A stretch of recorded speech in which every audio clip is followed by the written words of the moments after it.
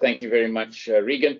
Good day to all of you, the citizens of the Western Cape. Thank you very much for joining us on this Digicon.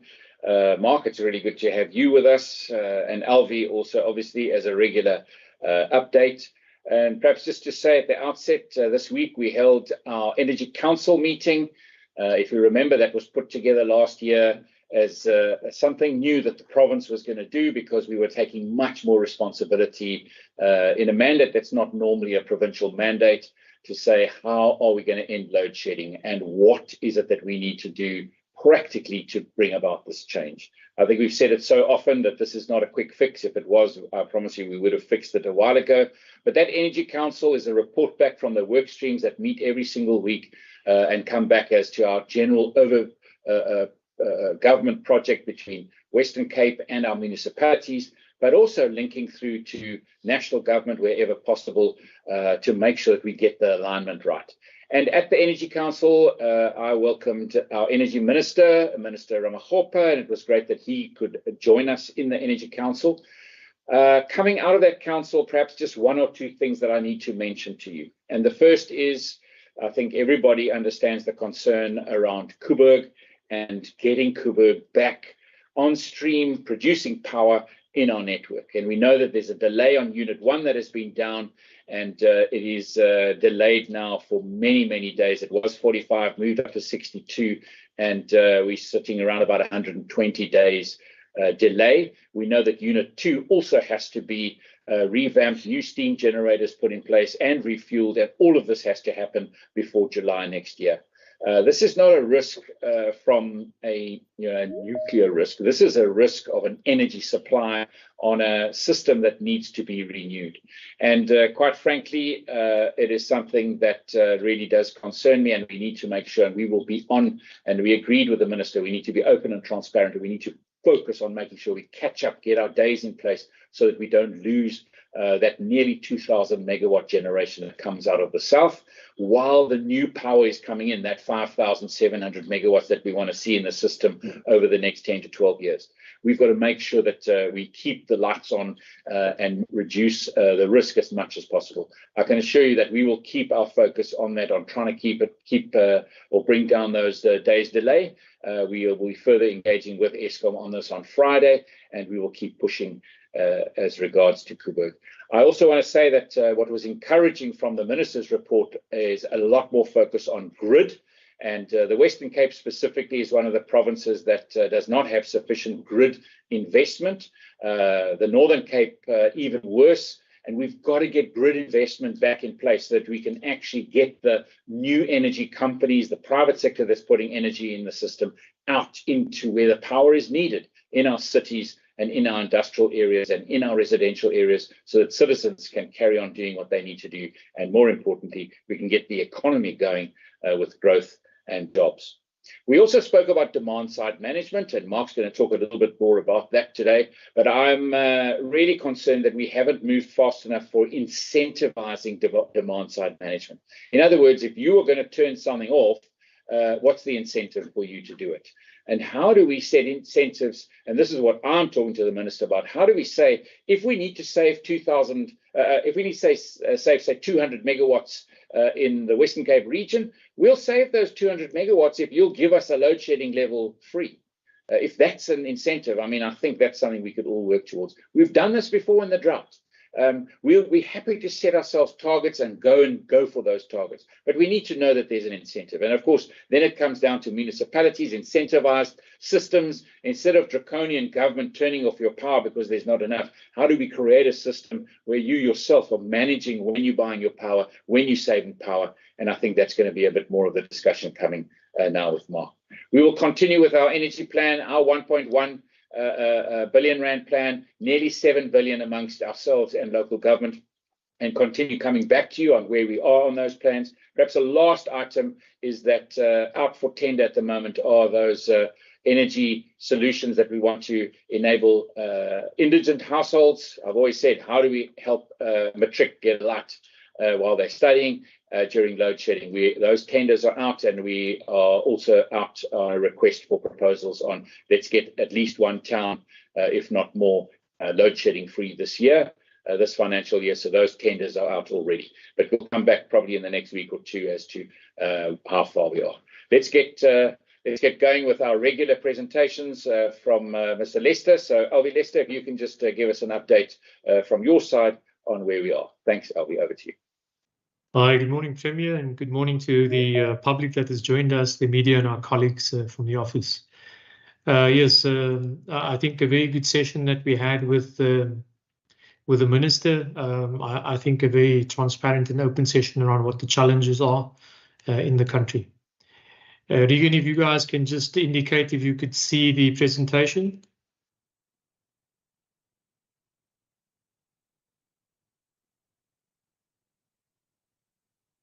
We can see it. Thank you.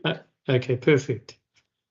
So just very briefly, again, just an overview. I think Premier's touched on it. Target is still fixed. We're not shifting our focus from where we need to be. And we have made some, I think, some significant strides in the last few weeks, particularly in the programs that we're working on. But again, we'll start to share that, and we'll start to look at the mechanism to share it more easily with the public as well. Just in terms of what's happened over the last week in terms of energy availability, I think everybody probably experienced this. We saw the energy availability factor drop down to about 56% from the 57, another 1% drop, which means, again, obviously, less plant available to the country, less megawatts being generated. If we look at what were the factors that contributed, I think quite clearly the biggest factor is the unplanned outage factor. That increased from about 32% to about 36%. So a significant increase in the amount of plant that was just not available and was not planned to go on outage and didn't form part of any maintenance regime. This is just planned. These are just unplanned activities that happen either on a daily or hourly basis where there was very little control, but the consequence was quite heavy. Now, this kind of change in energy availability, so for every 1% that you either increase or decrease, it translates into a 600 megawatt shift. So if we went from 57 to 56% availability, that means 600 megawatts within that space of a few days was then not available to the country. And again, if you look at the unplanned outage factor, the amount of plant that also weren't available, if you go from 32 to 36, that 4% again, if you translate it just roughly in terms of the percent per megawatt, that says that there was 2,400 megawatts of unplanned activity that was not foreseen and had a huge impact in terms of the load shedding stage we were in. So we very quickly go from a stage 2 to 4 to 6. And sometimes I think we even progress beyond stage 6 if I look at the amount of energy that actually isn't in the system. So again, very volatile. Things are moving quite drastically. And I do think that we're going to continue to see this kind of volatility in the system because we don't have a good handle and a feel on what plant will come back and for how long they're going to stay in the system. Now, maybe just to add to this, if you look at Koeberg, and the two Koeberg units together generate close to 2,000 megawatts, just under 1,000 megawatts per unit.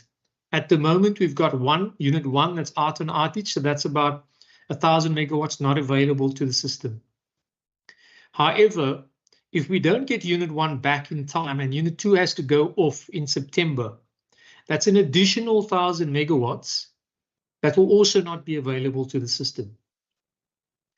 Now, that 1,000 megawatts directly translates into a stage of load shedding. So if we do not get the Koeberg unit returned, the unit one returned before unit two goes down, the country will see an increase in the stages by at least one stage. And that's without any other plant failures. That is just Koeberg's contribution in terms of the energy impact it will have. So it is quite concerning, and I think we should be keeping a much closer eye on Koeberg's wanting to synchronize that unit and come back, and how long it will take them to come back and when they'll come back, because that will very much indicate what the impact it will have on the stage of load shedding that we're in. If we look at the next slide,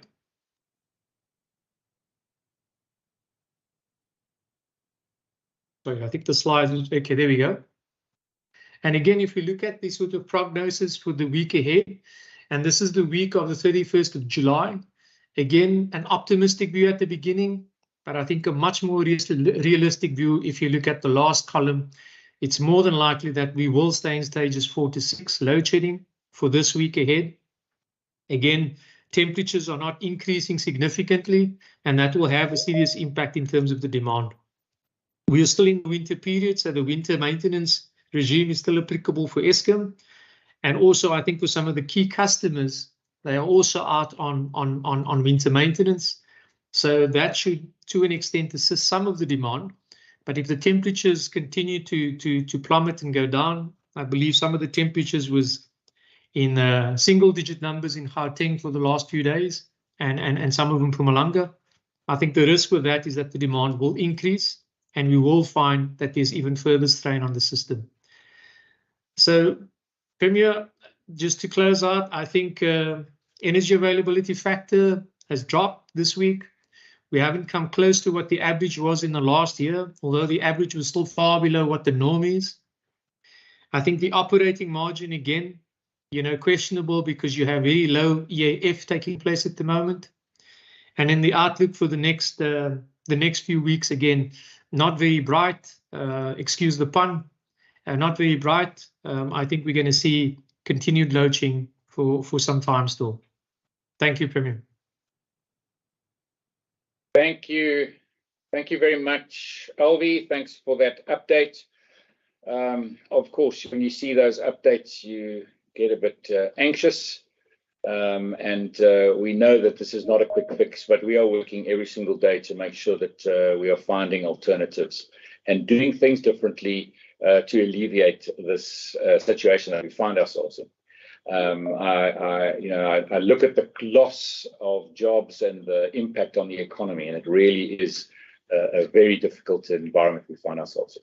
And so how do we mitigate that, and what is it that we can do as individuals, as businesses, as citizens, while we at the province are saying we're stepping into an environment which is not necessarily a constitutional mandate of the province, but let's just step in because it is having such a dire effect on every single citizen in our province.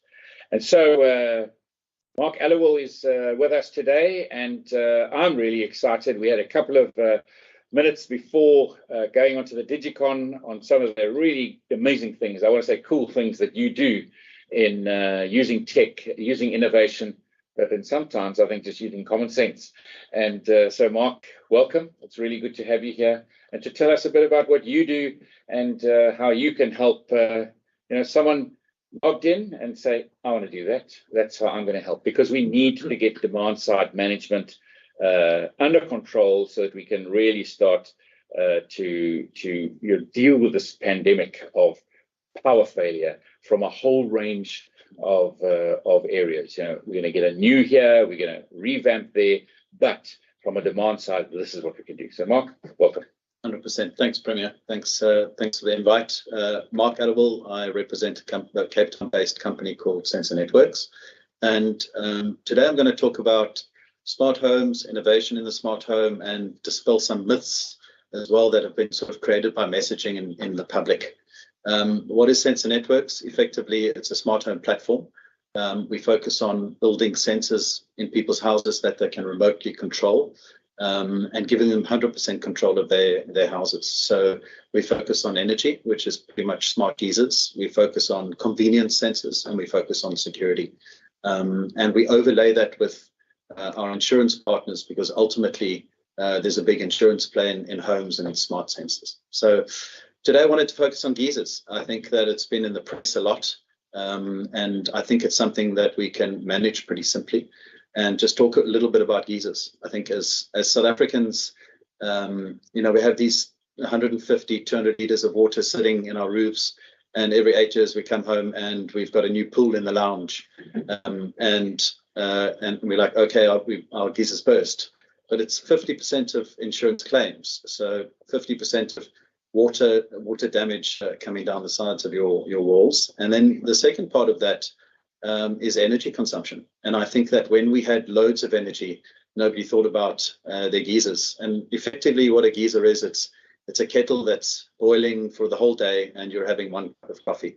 So now that energy is limited, people are really starting to think about the energy and how they use it. And obviously with the increases in energy costs, 18% on the 1st of July, people are really starting to think about their budgets. And a geyser costs anywhere between 400 and 1,000 Rand to run. That's for one geyser in your house, showering a couple of times a day. So people are starting to think about that. So what do we do at Sensor Networks? Well, we create smart technology. We've created a device called Geyser Connect. And effectively, it's retrofitted onto an existing geyser and gives the user complete control of that geyser. So setting temperature, setting schedule, turning the geyser on and off. And this is everything from your smart home. If your geyser starts to leak, you get a notification saying that it's leaking and we've turned the water off. So it's a sort of whole play with a sensor. As I say, we overlay that with insurance. So there's a really nice insurance play because you're reducing risk for insurers to stop that damage. And then on top of that, we have a piece of technology which we've built for the South African market, which is managing load shedding. So if you normally shower at 6 o'clock in the morning and are expecting hot water, but there's load shedding which overlays on top of that, we heat your water early and we manage it for you. So you've always got hot water. People don't actually care what time their water heats. Just we creatures of culture. Culture's a creature. We shower at the same time every day, and we shower at the same time every night. So just to talk about this demand side management, it's been in the press. I don't think the messaging has been particularly good. What's the problem with geysers? I think the problem with geysers is the load at certain periods of time of the day. In the morning, in the evening. We can see from our data, this absolutely shoots up. And when you're running out of energy, this has major consequences. So what are Eskom wanting to do? And what is the messaging currently? It's, well, we want to reach into your house and we want to turn your water off. And it feels like a bit of a punishment for us that we've done nothing wrong, but we're going to have our water turned off. So I wanted to dispel just a few myths. The one myth is that as soon as our geysers turned off for an hour, we're going to lose all of our hot water, which isn't true unless you have 5 people showering during load shedding. Then your heating of your water will be reduced. And in South Africa, we have precedent for this. We have things called ripple relays, and there are quite a few thousand of people whose geysers are turned off automatically anyway. So there is precedent. But in our world, it does feel a bit like a punishment. So what we think is a few things. We don't think that geysers should be turned off. We think that temperatures could be turned down for a period of time during load shedding. So that stops inconvenience for users, keeps the water almost at the same temperature, but certainly helps Eskom out on the load. The second part is rewards. Should we be rewarded for this? And I say yes. If we're going to contribute to helping load shedding, that could be financial, it could be rebates, it could be, as the Premier mentioned, maybe a load shedding less. What's really interesting about our data is that, we set our current controllers at 55 degrees, which is different to the national average of 65 degrees, and less than 40% of people actually turn their water back up. So I think that what we can do is we can use smart home technology to reduce energy consumption, have major cost savings for the end customer, have major cost savings for insurers, all by having one really smart piece of technology in the roof.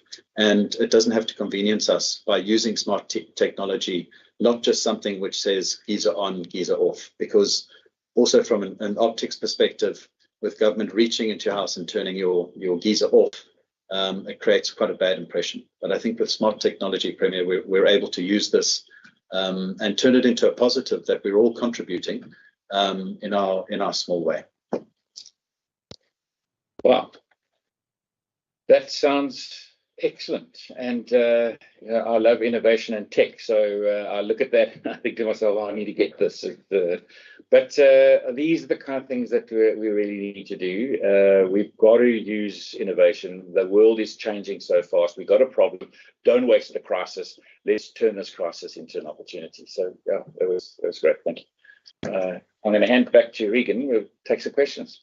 Thank you, Mark. That was, as always, very interesting. So we'll now open the floor to questions. And just to remind you, you can raise those questions in the chat box. You can also raise them on WhatsApp or the various social media platforms. We've already received a few questions on this issue of demand-side management and innovation in this space on WhatsApp. So we'll start with this one. Do sensors for the geysers link to apps like Eskom's push? So if the power is going to be off at the time your geyser normally heats up at, it changes the time when it heats up to earlier, so that one doesn't have to come home to a cold shower. So obviously that'll be directed towards you, Mark. Thanks. Yes, so that's 100% right. We do link to Eskom's push, and we update those schedules every 20 minutes. So we shift that energy heating cycle so that you always have hot water. That's correct, 100%. Another one here, what exactly is Ripple Relay? And I'll just take another one. Have your controllers resulted in fewer insurance claims? And how is that? So Ripple Relay is effectively an old piece of technology that is installed on a DB board and allows Eskom to send a power down that and switch it on and switch it off. So it's a blunt instrument. It's either on or off. And we think that there's better technology. Yes, so Nedbank, one of our big customers, went to press last year, early this year. We saved them 90% on water damage claims. So I believe that there's a massive insurance play here, because insurers put in 20,000-30,000 geysers a month in replacing geysers, and that they're willing to offer rebates to customers. For example, another big customer of ours gives a zero excess on water damage claims. So our technology, they've taken across thousands of customers all the data and figured out, actually, we're saving this in consequential damage.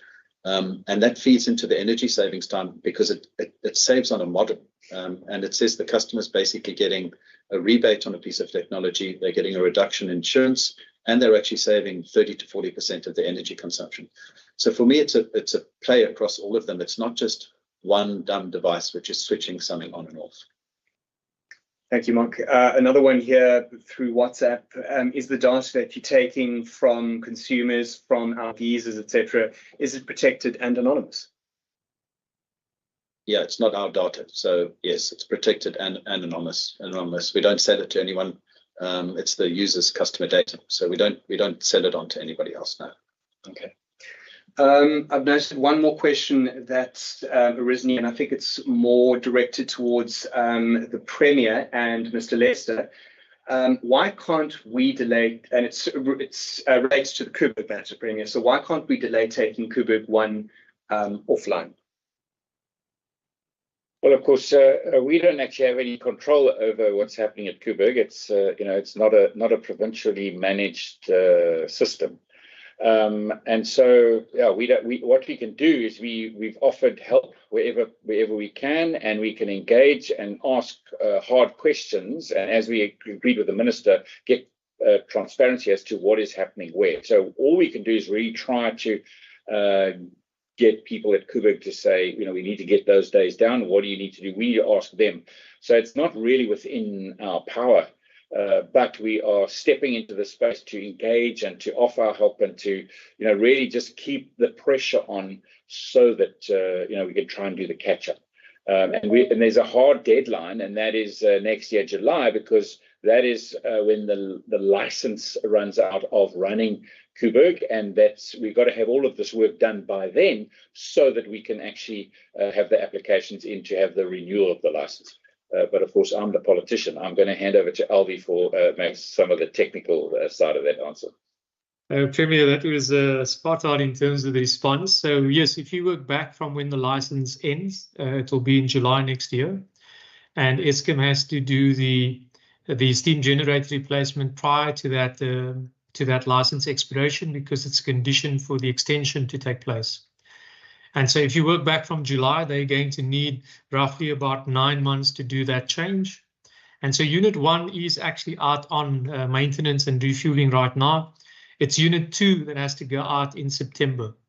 And that unit is going to need about 9 months plus for them to do some work. And that has to be done before the license expiration.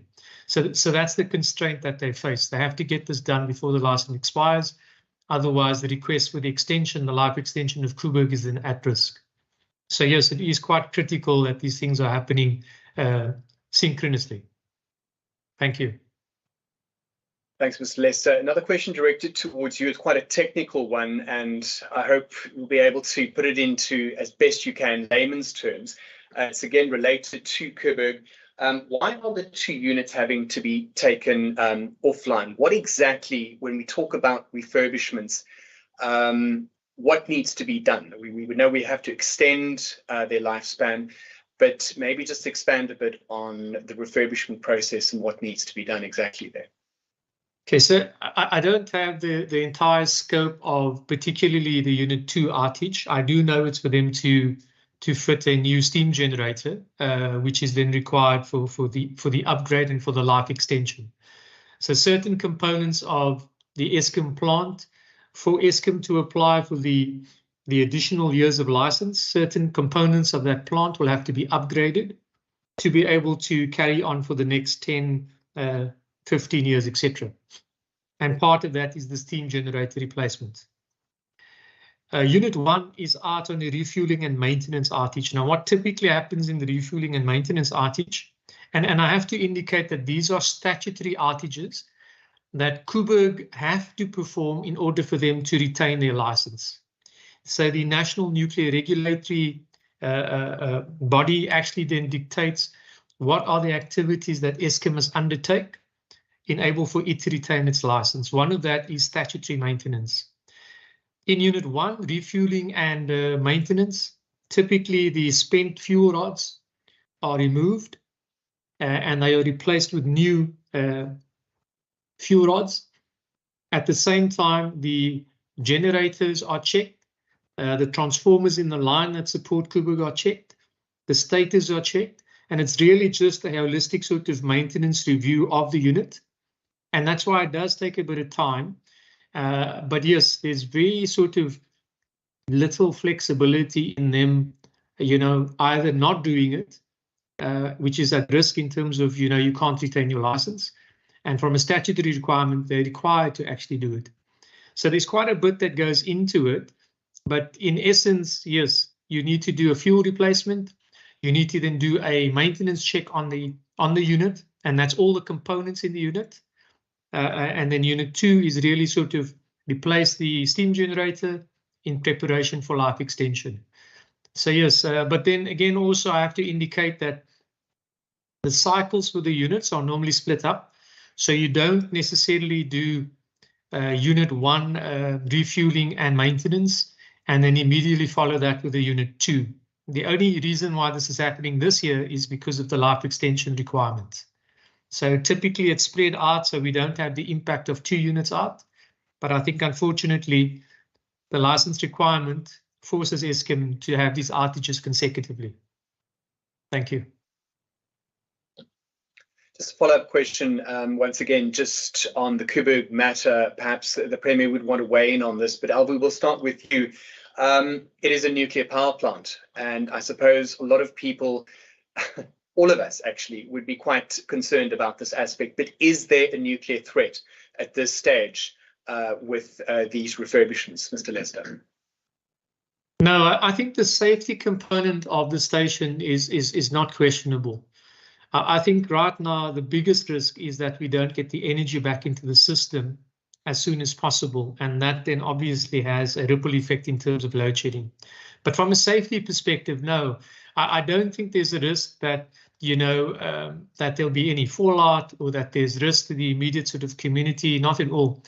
Koeberg has had one of the best safety records in the world for decades, and so no, I don't think there's any safety risk. I do think the slippage is creating anxiety, but on an energy front and not on a nuclear safety risk front. Thank you, Regan. Great, thank you. I think we covered that. A question for you, Mark, in the chat box here. How do you prevent simply shifting the power spike before load shedding by preheating all of those geysers at the same time and from the same individual? And how would you lower set point during load shedding that is still going to create unnecessary preheating? Shouldn't we be doing something smarter? So maybe just that shifting the spike, we can start with that. Sure. So we're not going to start heating everybody's geyser at the same time to shift the spike. The technology gives us the control to manage this remotely, so it can be over a period of time. We're not going to suddenly turn everything on at the same time. For example, after load shedding, when all geysers come on at the same time, now it causes a lot of havoc. So the technology is smart that it doesn't have to do that. That's pretty much what it is. The follow-up to that, why would you lower set point during load shedding? So this wouldn't be during load shedding, it's to avoid load shedding. So we think that for convenience of customers to reduce the temperature to something which is convenient for them would make it more palatable where somebody's controlling their geyser. I also think that it should be an opt-in.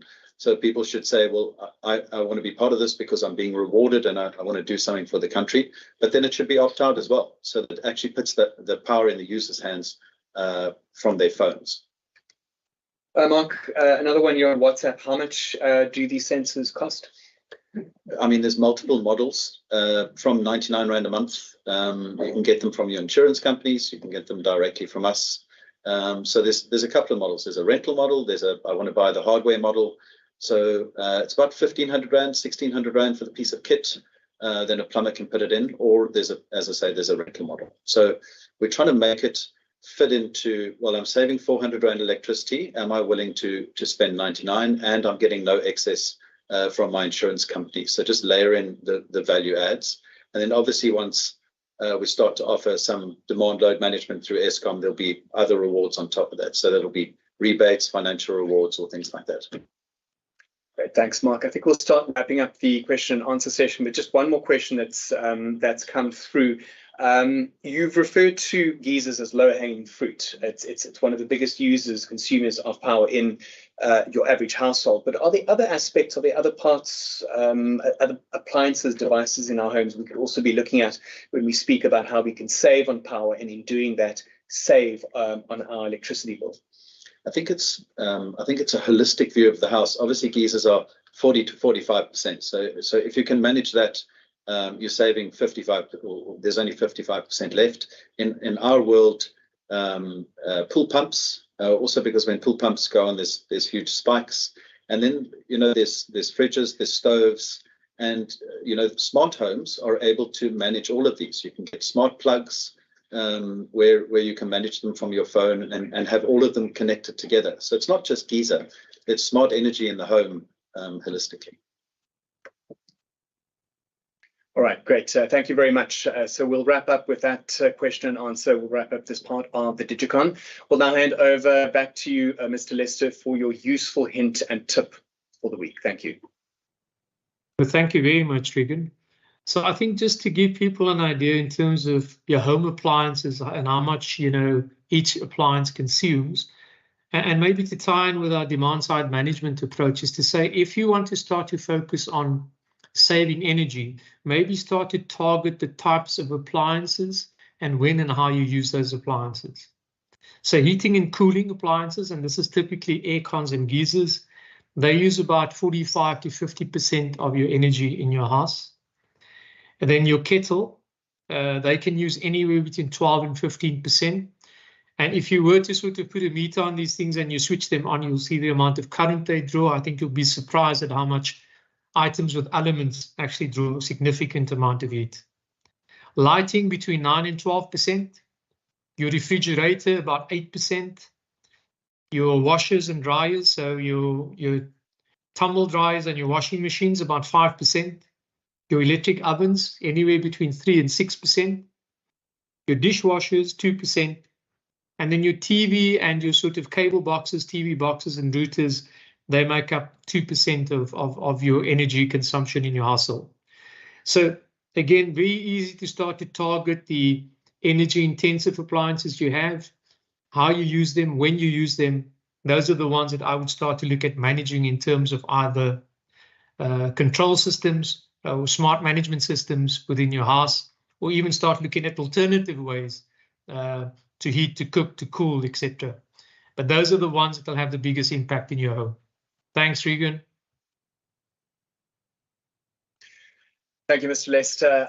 That concludes pretty much the 18th edition of the Premier's Energy Digicon. You are, however, welcome offline to pose your questions. If you've got any queries, you can do so via the Premier's social media platforms, and then we'll endeavour to address those queries or those questions. And I'd just like to thank everybody who made and continue to make the Digicon possible. We'd be nothing without you. I'll now hand over to the Premier just to conclude this week's Digicon. Thank you, Premier. Thank you very much, Regan. Thank you, Mark, for popping in and giving us what you do and how that's going to influence how we think, or what we all do in our own households or in our businesses. Aldi, thank you for your insight or your input. And then, of course, everybody in the back office, thank you very much for enabling this Digicon, and most importantly, to each and every one of you who've connected, who've joined us, who've sent in the comments, asked the questions, because we can only do this if we all do this together. Let's save energy. Let's also reduce our usage where we can. And of course, that'll help us in our overall plan of making sure that we end up load shedding free. Thank you very much. Enjoy the rest of your day.